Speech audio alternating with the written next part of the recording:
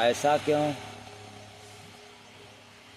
गरीबों को तो मांगते हुए हमने देखा, हम लोगों ने देखा, लेकिन अमीरों को मांगते हुए कोई नज़र नहीं लगाया।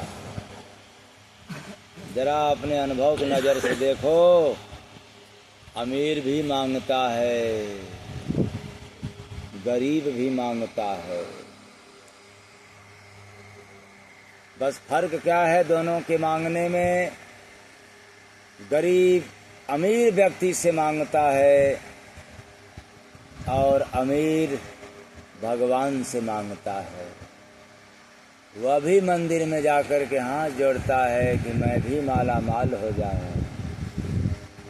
मतलब जितना पाने के बाद अमीर बना है, उसके बाद भी उसकी भूख प्यास मिटा नहीं, कंगाल बना हुआ है, गरीब बना हुआ है और धन पाने की इच्छा कायम है। इसलिए संसार में धर्म अध्यात्म कहता है, सारे संत महात्मा कहते हैं कि यहाँ सब के सब भिखारी हैं। आज तक किसी का झोली न भरा, न कभी झोली भरेगा। लेकिन एक बात है, इस धरती पर जितने भी संत महापुरुष हैं, उच्च कोटि के महात्मा हैं, वो अपनी झोली खोल करके मांगते नहीं, क्योंकि उनके पास झोली है ही नहीं। तो झोली खोलेंगे क्यों या झोली भरेंगे क्यों?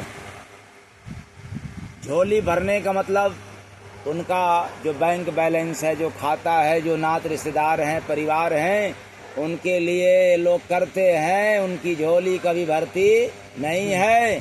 लेकिन एक धरती पर संत महापुरुष होते हैं जिनके पास झोली ही नहीं है, तो भला भरने की कोई लफड़ा कैसे रहे?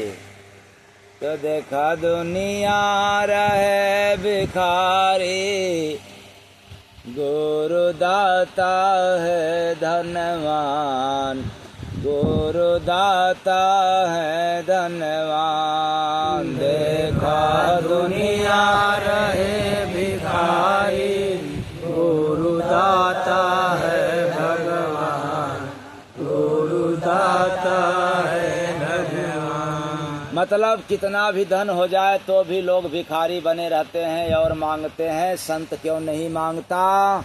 क्योंकि संतों के पास जो खजाना है वो दुनिया में किसी के पास भी नहीं है। प्रेम से बोलिए सद्गुरु भगवान की जय। तो संतों के पास खजाना क्या है भाई? संतोष। संतोष ऐसी खजाना है जिसके पास मिल जाए तो पैसे नहीं है तो भी हंसता हुआ रहता है, और पैसे रहे तब भी हंसता हुआ रहता है। लेकिन भिखारियों के पास देख लो, नहीं है तो रोते हैं और हो जाए तो और मांगते हैं। ये दोनों बड़े खतरनाक। इन लोगों के पास संतोष नहीं है।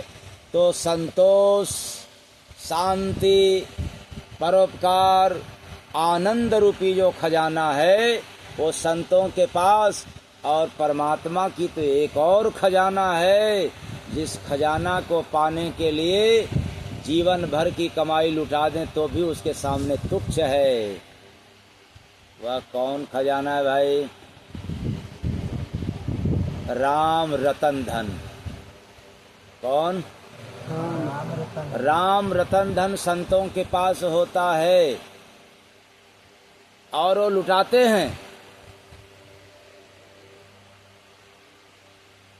अमीर इसलिए धनवान नहीं कहलाता कि वो अपने पैसे को लुटा नहीं सकता, अपने धन को लुटा नहीं सकता, किसी को दे नहीं सकता, और देगा तो बिजनेस में देगा, व्यवहार में दे सकता है, लेकिन यूं ही लुटाता नहीं है।